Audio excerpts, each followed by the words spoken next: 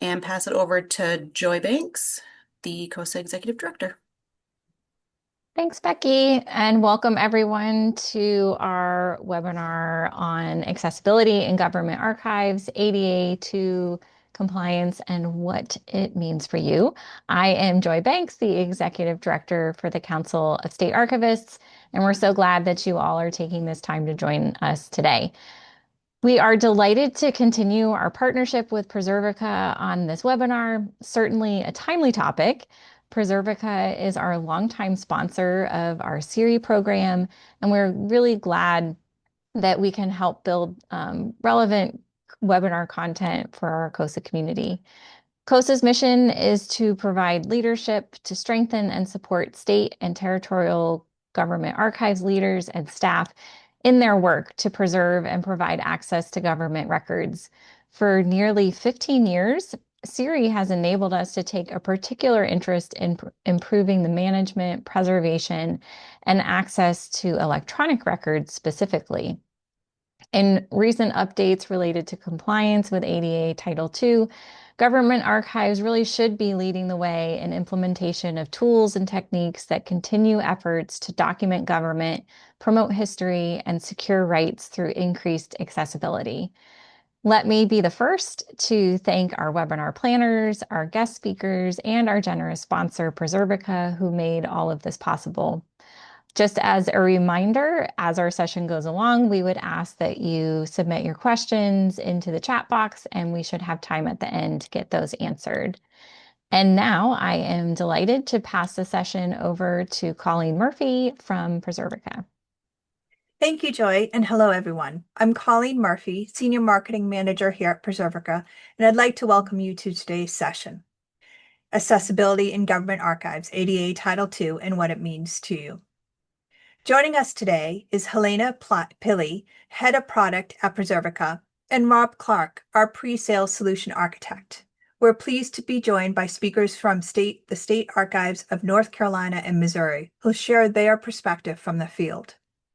Our agenda begins with the compliance landscape and where archives typically feel the biggest pressure points. Then we'll hear directly from practitioners from North Carolina State Archives and the Missouri State Archives, Amy and Anna. After that, Helena will walk through how Preservica supports ADA Title II readiness. Rob will take us through a live demo, and then we'll wrap up with next steps and questions. Our goal today is to keep this practical, relevant, and grounded in the realities archives are facing right now. Before we begin, and I have to just advance the slide over one. Before we begin, I want to take a moment to recognize the broader community behind this work. Preservica has been proud to sponsor Siri and support the Council of State Archives since 2015. That is more of a decade working alongside this community, listening, learning, and supporting the people doing this work every day. Today, we work with 27 U.S. state archives, and that experience continues to shape how we think about access, compliance, long-term stewardship, and public trust. The work COSA does in education, research, advocacy, and community building truly matters. It helps strengthen the profession and supports the people and institutions responsible for preserving and providing access to vital public information. We are proud to support that work. We don't take this partnership lightly. With that, I will now turn it over to Helena to get started. Helena? Thank you, Colleen. So hi, everyone. I'll be speaking more to what ADA Title II means, what it asks of you, and how Preservica helps support your path forward. So as a lot of you know, we already work with many government bodies across the US, across all levels. And so we know that many of you are understaffed and overstretched and probably feeling the pressure of these changes. Now, it's important to frame the situation, which is that traditional approaches, the ones that have sustained government archives for decades, are really under pressure that they were never designed to handle. And in practice, what that means is records scattered across shared drives, legacy systems, SharePoint sites that nobody fully controls. You might have files in formats that may or may not open in 5 years, content that technically exists but practically cannot be found, read, or defended. And that is operational risk. And that's what's really sitting in your departments and agencies right now. Now, the regulatory exposure is no longer theoretical either. The DOJ enforces Title II through formal complaints, through investigations, and consent decrees. We already have seen settlements, some running into tens of thousands of dollars against public entities that could not demonstrate they were meeting their accessibility obligations. And these cases were brought by individual citizens, such as a constituent who couldn't access a record that was supposed to be public. The reputational dimension matters here too. A government agency that cannot provide accessible public records to a person with a disability is a story that can travel far in current times. And then there's the internal reality that your teams are being asked to solve all of these problems, and they're the same teams that are also being asked to do everything else with fewer resources than last year. And that tension doesn't resolve itself, it accumulates until something forces the issue. So we know that changes to the Americans with Disabilities Act, on the next slide, sorry, Colleen, are coming into place on April 24th, 2027 for government bodies serving a population of 50,000 or more people. And then for those serving 50,000 or fewer, the deadline is the same time the year after. Now, when Title II first appeared on most archives' radar, a lot of people thought website compliance, accessibility overlays, maybe some PDF remediation, which would really be a project for the web team.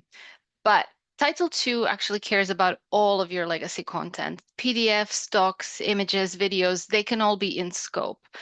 It applies to all records that live across a dozen different systems and drives and sites where maybe you don't even have a complete picture yet of what is being held there. Some organizations believe their legacy records are protected because content is old or archived or no longer in active use. That this exception makes it fall outside of the scope of Title II, but DOJ has actually made it very clear that that exception is very narrow, and it only applies when all four criteria are met simultaneously. Number one, the content must be archived. Two, it must be clearly labeled as such. Three, it must not be used to provide current services. And four, it must not be updated. And so if your archived records don't meet every one of those criteria at the same time, and for most government archives, much of that content does not, then the exception does not apply. And that is the detail that can catch organizations off guard. And that's where the exposure really is. So what Title II is really exposing is that this is more than a website task.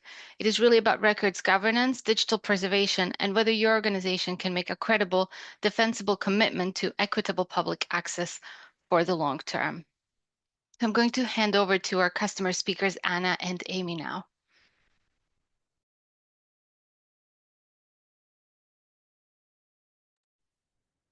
Amy, if you'd like to share your slides and your presentation. Okay, just a second while I get stuff loaded.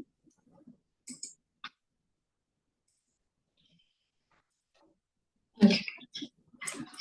So I'm going to talk a bit about what we've implemented at the Missouri State Archives. And I will say, first off, I'm using my high contrast slides to kind of make a point here. These are what I've used for a lot of the accessibility presentations I've done in the past.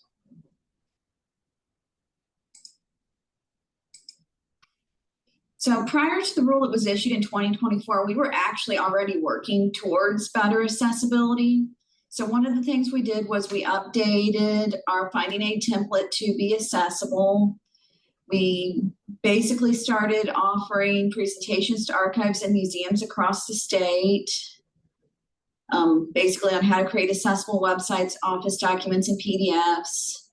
I also have done some conference presentations on accessibility and cultural heritage, covering things like physical accessibility with buildings and things to make events accessible. I've also kind of consulted when people have asked kind of help with other archives in the state. We have presented on which databases we have that are fully accessible at a regional accessibility conference, and we've accessibility tested homemade databases and our content DM collections. And then I know I personally actually keep up with an Internet Communication Technology Accessibility Certificate as well. So after the rule was issued, I did do a presentation on that at our statewide Missouri Association for Museums and Archives conference, so people would be able to start implementing things as early as possible, because the rule, of course, came out in the spring. The conference presentation was in October. Also did some presentations at Western History Association and for our local ARMA chapter on how to do accessibility, and to other state groups on request. We have continued running accessibility checks, and we've been updating web pages as needed. And actually, where we have found our strongest thing we've had to kind of deal with is the tables and the alternative text. And to that example I have on the screen there, one example, something to keep in mind. This is something that passed an online accessibility check, but that little graphic there, if you did a accessibility manual check using something like a screen magnifier, it actually failed. So keep in mind, don't rely on just the automated tools, because this might pass if it's bolded, but as it is now, once it gets beyond 200% in size, it becomes unreadable. So one of the big things we did was making our finding aids accessible. So the old design was completely lacking any type of uniformity. There were no headers 1 to 6. Those are important because the headers serve as navigation points for a screen reader. Page breaks were not being used, which meant every time you hit enter, it was actually reading either enter or break, depending on the program. Whereas if a page break was used, it would just skip over that. A lot of the hyperlinks did not have an alternative text. The tables were kind of formatted funky, and the italics and bolds were used randomly. And a lot of times the screen readers can't really interpret those. When we went to the new design, headers 1 to 6 became standard, with most not going beyond a header 3. We did start using the page breaks instead. And then italics and bold have been used only for citations and emphasis. All the tables now have clear headers and columns and rows to use. So in our current design, which we're going to look at a couple examples, our header 1 is always going to be the Missouri State Archives record group. The header 2s could include things like department, subgroup, admin info, historic notes, additional info, in record series. The header 3s would include things like your description of records, access restrictions, bibliography, scope and content notes, and container lists. We rarely use it, but header 4s would be our sub-series. So using this example that I've got on screen, where it's got the Missouri State Archives Finding Aid 101.03, that would be our example of a header 1. Whereas the Office of Administration, Governor's Council on Disability, as well as the administrative information there would be some examples of our header 2s. And kind of skipping down to one of the series, we have our minutes would be one of the header 2s, scope and contents would be a 3. And then on the tables, you want to make sure things are clear. If you don't have a column or row header built in, it's going to basically read those as null and void and then give you the contents. Whereas with the way this is set up, for each line, it would be, say, for example, box 8, folder 6, contents, minutes, and then it would repeat that format throughout. So that's kind of how that would work if you were listening to it in a screen reader. And then looking at online, one of the things we did update was, like I mentioned, a lot of things that were done as tables on the website because they were done more for formatting than they were for actually being used as a table. So for example, I had to pull from the Wayback Machine our old Finding Aid website, which you can see is based on a table. And without the headers, there was no way to kind of know what was what. When that was being read, it was throwing a lot of blanks in there. Whereas once we converted it to a bulleted list, it became a lot more accessible. And then we also had to kind of look at what was considered archived web content as well as what would be considered undue burden. So going by the way the rules were written, if things were unchanged since they were posted, and that's kind of more of a social media thing there, or if they were kept in an archival area for reference only, are things that we have not put priority on trying to update. So some examples would be, say, a scanned plat book from 1876 or a newspaper from 1952. Some of these, as time allows, we can go back and see about doing things. And then, of course, looking at the undue burden, we really only consider that content that was impossible to make fully accessible. So a lot of that is our scanned handwritten content, since there's not a good automated tool out there, and we have to rely on either people in-house or volunteers to transcribe these. And then any scanned typed content that was not OCR prior to the date, of course, down the line as time allows, that's something that can be go back and be done. But with the way the rules are written, it's not one of those that has to be done as immediately.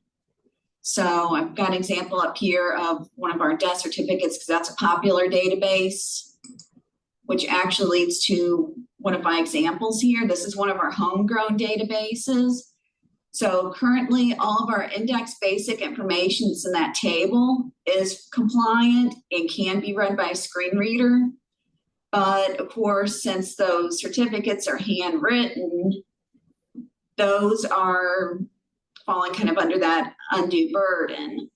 And kind of our solution to, if somebody needs something handwritten, would be they can put in a reference request and we can get that done on an as needed basis. And so I just have my final note here. If you guys need to get a hold of me for any reason, I've got my email, amy.nicholas, nickles at sos.mo.gov, or phone number 573-751-4303 if you have anything you want to ask me down the line. So that's kind of the end of what I had. Thanks, Amy. I'm going to pass it over to Anna and Corinne at the North Carolina State Archives. Thanks, Becky. Hi, everybody. My name is Anna Peitzman. I'm the Digital Access Branch head here at the State Archives of North Carolina. Been working closely with my colleague, Corinne Foster, who's in the Records Analysis Unit. So we're both going to talk to you today from coming from a couple different perspectives. To give you a little bit of background context, we've been doing a lot of web accessibility efforts leading up to last spring. And last spring was when North Carolina really started talking at not just our department level, which is the Department of Natural and Cultural Resources that the State Archives is part of, but at the statewide level. And so we were assessing options back there in the spring, and then our project really kicked off in earnest in July. July is when we adopted as the state a new tool called DubBot, which helped review the web content for accessibility. And while all of that was going on and being adopted, I was creating an inventory for all of the documentation that we have across the different platforms. And what my team focused on first was getting that 100% accessibility score in DubBot. And that means everything had alt text, everything met all of the WCAG 2.1 rules. And we were lucky enough to have that monitoring tool available to us as early as we did. We got to that 100% score and then tackled the documents. And that was really we have about 70 archivists on staff, and every unit was affected. And so figuring out a way to tackle all of the content that was in all of those documents and figuring out which things could be removed and not having our public spaces just as a document repository. So some of that could be converted into HTML. and also moved over into our catalog, which I'll talk about here in a second. And then there were others that were identified as really needing that close work, and Corinne's going to talk about that in a little bit more detail. So we were able to, I was able to do a full consultation with DIT. However, they were not like the point people for our catalog or for working in our DAMS, our digital access management system, Cortex, for our digital collections. And so it involved working in accessibility compliance with Cortex and with Axiom both. And then also working on the pieces that we could. So like in contact with them, not only from a contract perspective, but also from what can we do in this year leading up to the original deadline of tomorrow. And so there was a lot of work that my team could do from our end to help out those efforts that their development teams were doing. We are still working with the Axiom development team to build out an index module for our county records box list. But a lot of the county records information is already up in Axiom in its format, and that has been checked against the accessibility tools. And so we're in a pretty good spot there. I think some of the support mechanisms we're still working on. We also have a couple more things coming in the maybe late spring, early summer from our DIT. There is an auto conversion tool that we will be testing out. And I put auto in quotes specifically because there's still going to need to be a lot of manual review that goes into that, and it's certainly not going to apply for all of our documentation. But let me see what other things. One nice thing about working with Cortex in building out our digital collections accessibility is in the upload, we have the original documentation and of course all the OCR resources. And we're supplementing our like handwritten documents with transcriptions, both from the page, and then also Cortex is coming out with some different options with that. Again, all of these are like pretty early stages in terms of how that can be done on a wider scale than what we're doing now. But those are all things that are on our discussions and on our to-do lists. The way that we're approaching the process for like when folks reach out and need help with a document, even if it's been remediated or made accessible and it's passing those checkers, that's not like a 100% guarantee. And so that process moving forward is really going to be on a somewhat ad hoc basis, but similar to the way that we approach the FOIA public records requests, and like turning it around, especially depending on the document itself, turning that around and working with the patron in a very reasonable time frame, and that's reasonable for both perspectives. So that's the guidance that we've been given so far, but there isn't a lot of formalized from the top down guidance yet for us. I think we're depending on all of our divisions' respective legal teams, and potentially in that same vein, like on an ad hoc basis. But then, so there were a whole host of documents that we determined needed to be dealt with and remediated and built accessibly. And this is really, I mean, it's going into all of our workflows moving forward, because it's not, I mean, it's every platform that we use, it's every time that we're making information available to the public. And so all of our workflows are being updated with that. But Corinne can speak really specifically to a lot of the great work that the records analysis unit has been doing. Thanks, Anna. So yes, my name's Corinne. I'm with our records analysis unit. So we're the unit responsible for issuing retention schedules for government agencies in North Carolina, facilitating certain services for those government entities, and then also offering records management trainings. And so a lot of what we do cannot be communicated as like HTML web pages. A lot of it does need to exist as a PDF document in some form or fashion. But obviously our major concern were our 20 plus retention and disposition schedules. So here in North Carolina, our retention schedules are essentially legal contracts between our agency, the Department of Natural and Cultural Resources, and other government entities in the state. So that meant that PDF remediation really was our only option. There's no way to turn that into, a web page version when agencies have to be signing off and adopting these schedules. Um, Additionally, because of the age of some of these schedules are from the early 2000s and have not been updated.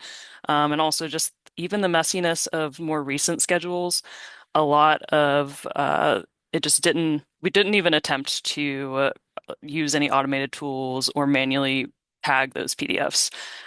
Instead, we just went back to all of the original Word documents and reformatted those because that seemed to be was going to be the most efficient way through, even though it still ended up taking quite a lot of time. We've been working on this for the last 6 months, and only just now are getting those remediated schedules up on our website.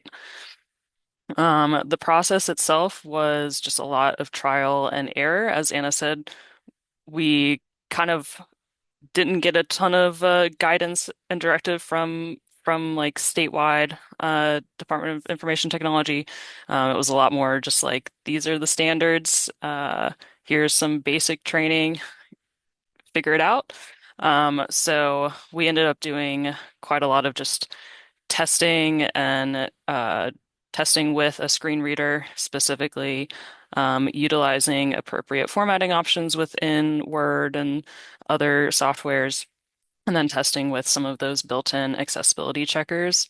And the goal was to reformat all these retention schedules in a way that stays as visually close to the original documents as possible, but without using illogical ways to achieve that, which was more feasible for certain schedules than others. A lot of our local schedules uh, ended up, they look very similar to how they looked pre-remediation. Our retention schedule for state agencies was filled to the brim with merged cells because all of our retention schedules are tables, basically.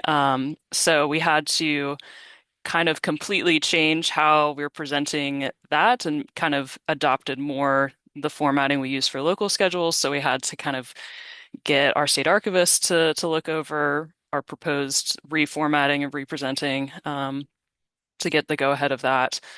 But again, it was necessary to be able to still present that information in a compliant way.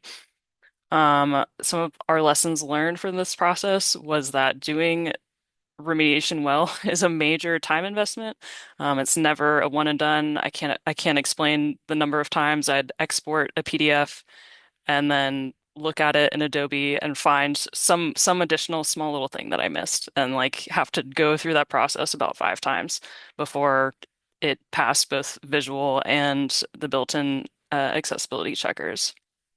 To reiterate what Amy said earlier, even accessibility checkers are really helpful, but they're not, the end all be all. Some level of human review is absolutely necessary.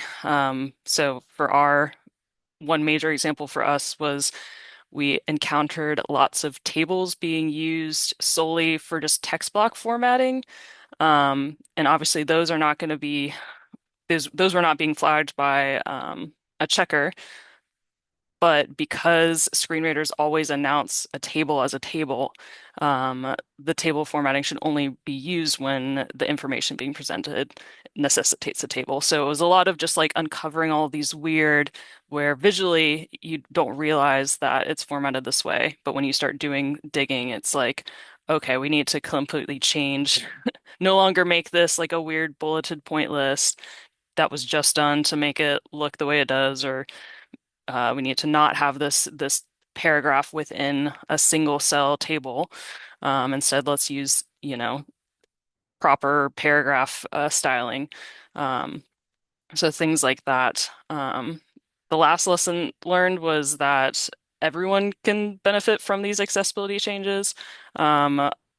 Even for us analysts, I've found personally with our remediated schedules, it's just so much easier to navigate them because they actually have a proper, heading tagged headings. And so, you can pull up a table of contents in the sidebar and flip through it way easier than before because before it was a mess, such a mess.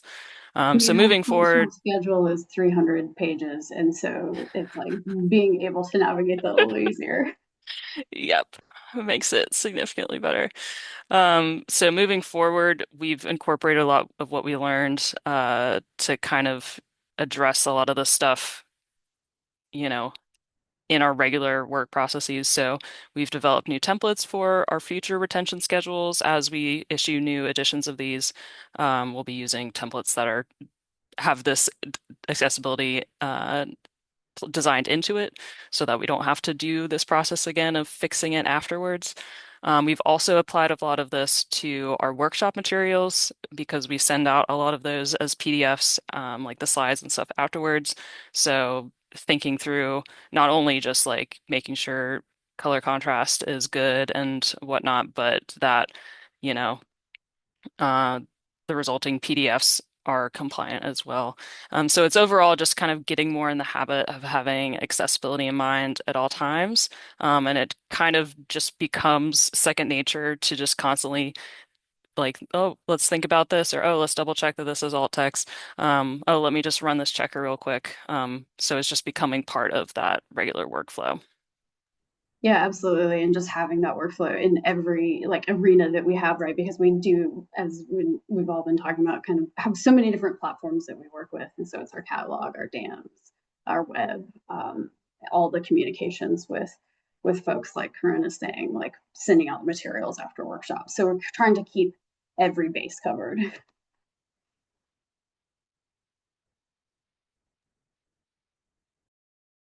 All right, thank you, Anna and Corinne. And are we passing it back to Helena or Rob? Helena. Thanks, Becky. So yeah, as we've heard from both Anna and Amy, there isn't really a single tool that can achieve compliance with Title II changes, and Preservica can't either. Clearly, there is organizational commitment that's needed, policy decisions, legal judgment, and then effort as well. But what we can do is help support the foundation that makes readiness for these Title II changes possible. So that means having the right records in the right condition, under the right governance, accessible to the right people over time. And so here's what that looks like. So Preservica provides various ingest methods that help bring both legacy and live content under governance easily. So you or your organizations, sorry, your kind of departments can that you invite can upload up to 50 gigabytes of content right from the browser. No IT support needed. There's also higher volume ingest, which can be fully automated. And our special service for extra large backlogs allows you to ingest up to 50 terabytes of content per day. Finally, organizations using Microsoft 365 can also benefit from our embedded preservation in SharePoint, which allows you to archive content easily without ever leaving Microsoft 365. As your content is ingested or archived, Preservica checks it, applies a checksum for integrity of your original, and automatically creates renderable versions of files that may otherwise be inaccessible or difficult to preserve. And this doesn't need to be done on ingest only. Preservica is the only preservation system that has the ability to keep checking your archive in the background continuously, ensuring that your content is always available and in the best file format.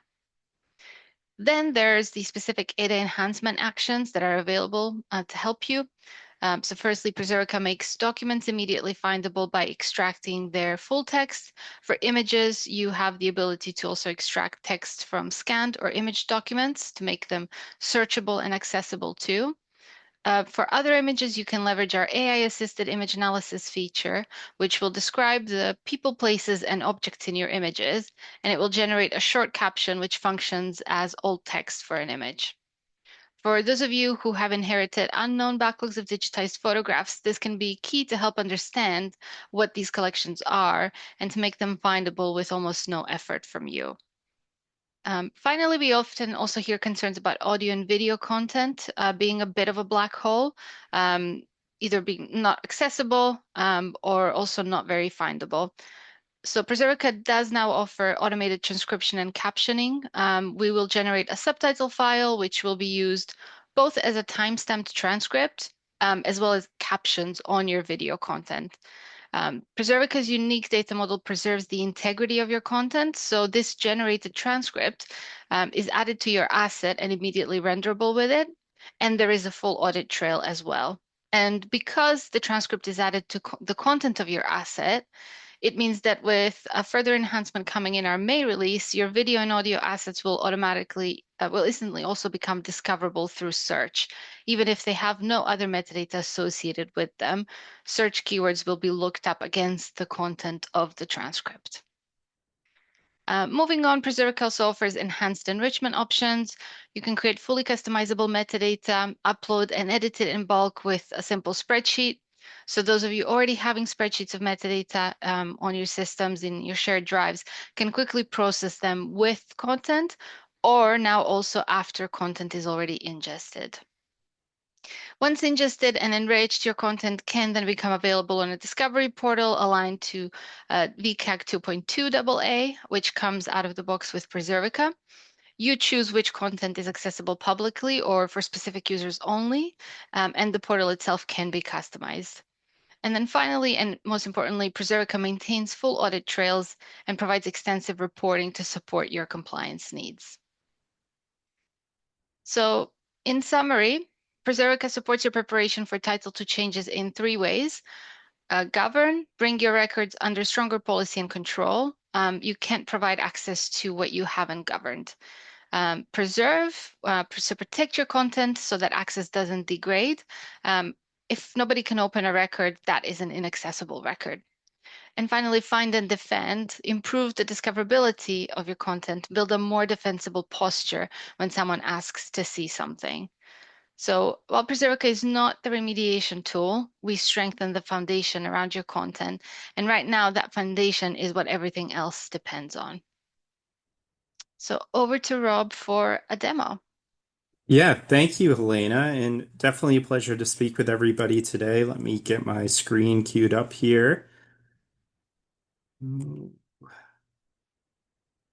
you all should start seeing Preservica pop up. So Preservica is a browser-based system, so you just bring your favorite web browser to log in. But I'm going to be walking you through two citizen complaints here. So I will be acting as kind of a clerk or a records manager who received those complaints that just landed on my desk. So really the first one is a citizen requesting accessible copies of council meeting minutes from years ago, 2009, along with a photo and a letter a mayor sent to citizens, again, years ago. So the problem there is going to be obsolete file formats and then just lack of metadata. So we're going to use Preservica's tools to kind of curate and then make that accessible. The next complaint is something I already had on my public portal. It was a video of zoning meeting minutes from, again, years ago. But I don't have transcriptions or captioning. So we're going to use our tools to reevaluate that video and make it more accessible, providing those captions and transcription within the video. So when I log in here, we're going to do an ingest of some of those documents. So we have some WordPerfect, we have video, we have a document that we're bringing in, and you'll see we're going through our digital preservation process. So we're going to be doing an integrity check, a fixity check. We're checking the repository for duplicates. We're identifying the file formats, and then we're going to be normalizing that to ensure we can view it and make it accessible. So here now I have all of those records and assets in the system. I can go ahead and begin that review process. So you can see immediately on ingest, we're starting to create that audit trail of what users in the application have touched the record, along with making that WordPerfect document now easily visible where I can zoom in and out, review it, and even perform keyword searches. We do a full text index of digitally born documents. So here that WordPerfect document was normalized to PDFA. And I'm going to go over to the letter the mayor sent us. So we could use tools like OCR, again converting that to PDFA and grabbing the necessary metadata. So here again, I'm reviewing those documents, making sure it's the correct fit, and these documents are all in that back end of Preservica. We haven't made them accessible to the public side, our public portal. So let's go ahead and do a quick final review here. Click into these council minutes. I can see that we've extracted a full text index of the document.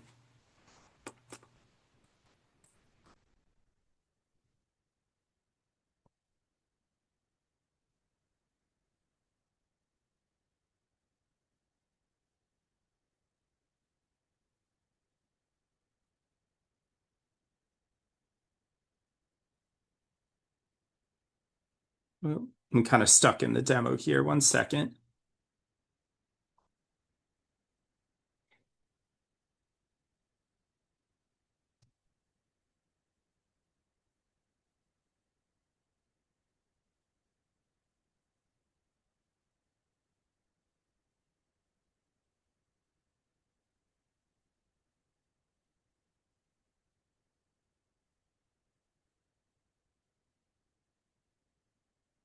And now that I've kind of reviewed this document, I can go ahead and change what's called the security tag.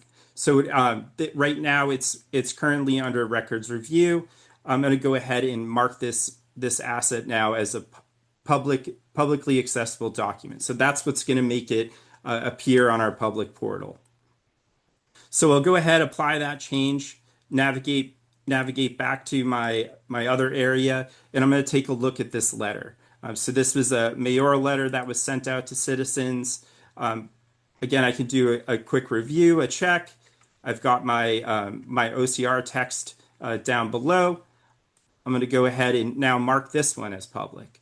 So again, every time I'm marking this content as public, it's going to be kicking that over to my public interface to make it readily available. Now for this image of the mayor, I'm going to use one of our AI tools called image analysis. So I'm going to run an enrichment policy, which is going to begin to generate alt text for this image. So we can see that AI actually identified this as a man in a suit and tie. So now that I've approved that, I will go over to records review, change that to public. And as I navigate back, I'm going to go ahead and move these to my public request folder. So I'll go ahead and hit approve. And now I'm navigating over to my front end, my public portal. So if I go navigate down to my public request folder, we'll now see these records available to be publicly accessible. So this new portal is really optimized for tools like screen readers, for keyboard navigation, again, making everything very easy to ingest, and then the conversion from obsolete file formats, normalizing them to document types like PDFA. Preservica supports over 2,500 different file formats. So next up, we have our video here. So this video that was in my repository, you can see we have our descriptive metadata here on the right, but there's no transcription or captioning that's present in our public portal. So let me navigate back to the back end of Preservica, and I'm going to create I'll show you the enrichment policy that I've created for captioning and transcripts. So I'm going to go ahead, turn that on, And I can also direct that to where in the application I want the transcription and captioning to be available. So you'll notice I can do it by a folder location. But here I'm going to say when a record is marked as public, that's what's triggering the transcription and captioning to occur.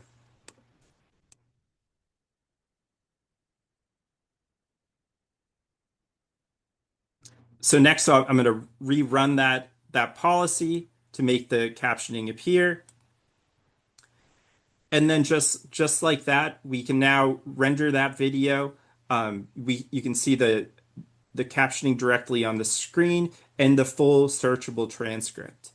So really what's the great benefit of our updated public portal is these citizens can access these records completely independently without a call needing to visit the person. They can search based on keyword searches, metadata, whatever's being exposed from the record.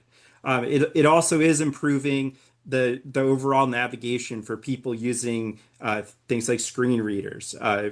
It's been enhanced for keyboard navigation or even voice control. Also, the public portal will be great for using on mobile devices for, again, citizens with disabilities. So really, it's a consistent, predictable interface that these technologies can easily interpret reliably. And then in terms of from the employee level or the state level, it's really going to reduce your burden processing the accessibility requests. And our portal is now really showing that proactive compliance. You're not just going to be fixing complaints, you're going to be preventing them. So with that said, let me stop sharing here. And I think we're going to jump back over to the slides. So Colleen, did you want to bring up the deck again?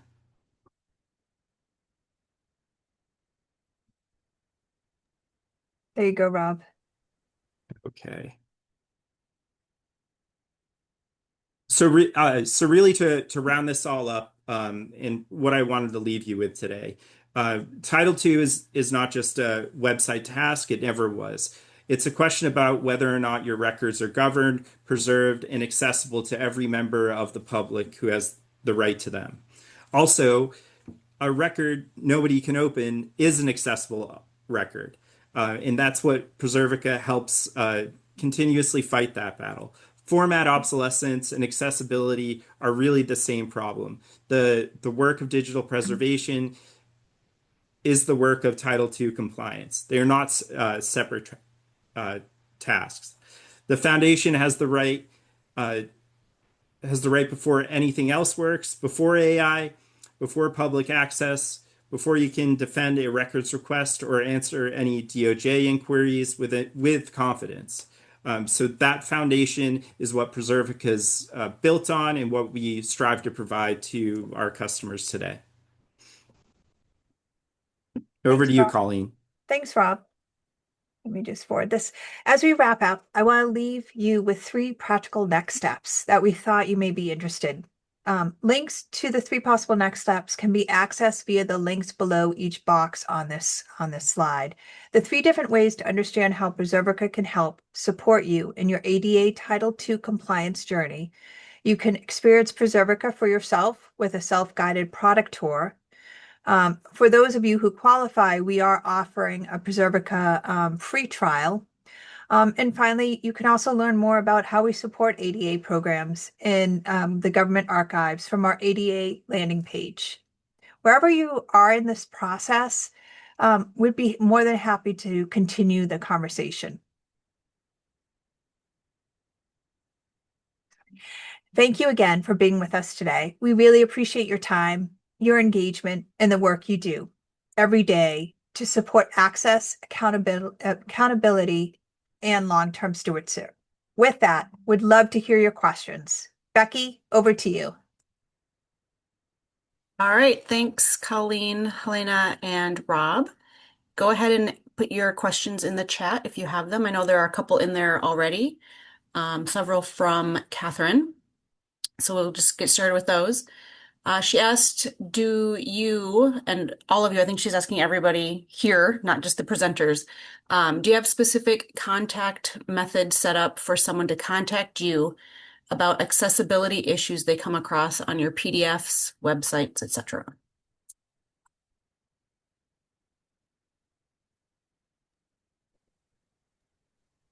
I'll say that I don't think there's one size fits all at the current moment that we've identified, but we do have, for instance, our general DAB email address on places that folks can reach out to us to and get as many eyes on as possible. And then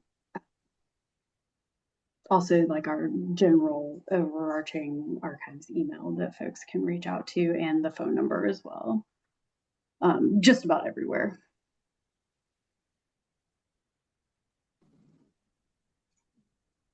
For us, we would hope people would contact the archives directly, but since we're part of a larger statewide organization, the default, if somebody went to the accessibility statement webpage, would send it to the greater statewide organization. So that's how that would work for us.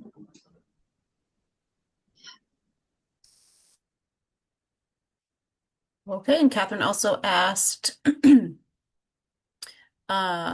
do you have any suggestions to make sure a webinar like this is compliant where slides are being shared if you share a recording for future use? I can speak to that. So if you're using PowerPoint, there's like a built-in accessibility checker. That's pretty good. But what I've noticed from testing is that there are some differences in exporting a PDF using Microsoft's built-in function versus Adobe's. Both of them have like specifics that they kind of miss. So if you use Microsoft's built-in thing, it doesn't export any alt text for or no, it's Adobe's doesn't export alt text for like anything other than images, but then there's also some issues with the Microsoft one. So you kind of have to do a lot of testing and figure out the workflow that works for you. But running the checkers and just kind of uh, making sure you're hitting the main points of putting alt text or marking things as decorative when they're decorative. Making sure this was new to me, the slide title, there shouldn't be duplicate slide titles. So if you have duplicate slide titles, doing like a 1 of 2 or 2 of 3 after the title, things like that. But it's definitely still learning as we go and trying to improve each time.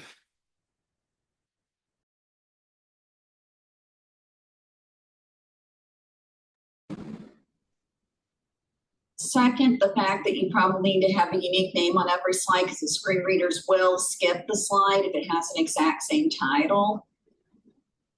And then if you're doing like a webinar or presentation, and I didn't do a good job of this today, but usually trying to describe any image you have on the screen is important because if somebody can't see it or can't see it clearly, they still need to know what it is. And then you mentioned saving things. There is actually different ways to save the Microsoft files, but it has to be done a very specific way in order to export everything correctly. I don't know if I can do this on my slides if I share the screen again, but I know I could if I were in Word.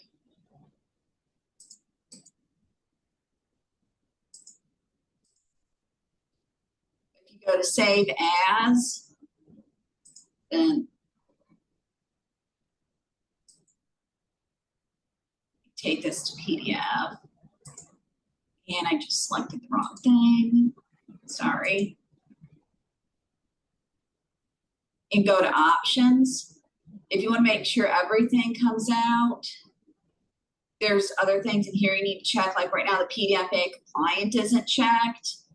If you're in Word, the export headings as bookmarks is not automatic unless you go into this and check it. So those are a couple things you need to do in order to make sure everything gets exported that leads to less remediation in Adobe later.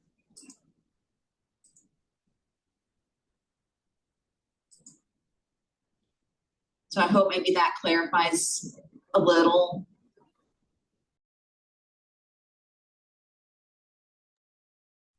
The next question is anyone considering remediating digital historical documents, even if they are part of the exception?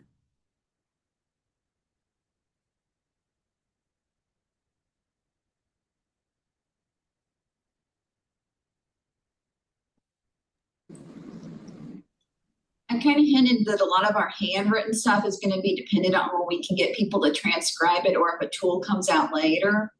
But most of our stuff that goes up in text, so printed text, like say the State of Missouri official manual, they all get OCR'd already, which goes a long way to improving the accessibility. So just something to think about.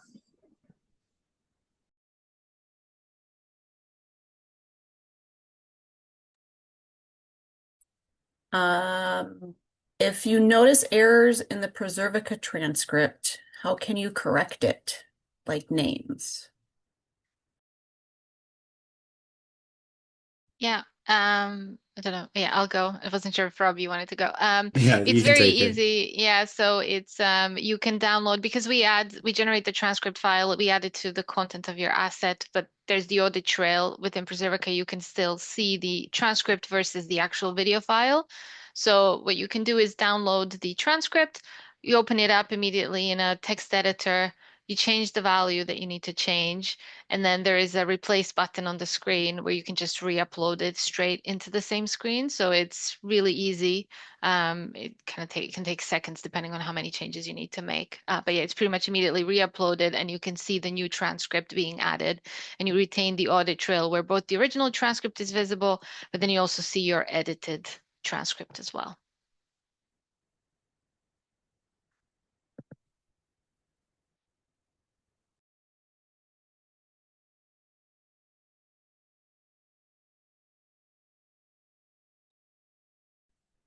That's all the questions I've seen come in so far. If there's any last minute ones, go ahead and put them in. Otherwise, everybody provided their contact information. So if you have more questions following this, please feel free to reach out. And thank you, everybody, for joining us today. Hopefully, this helps explain everything a little bit better for you.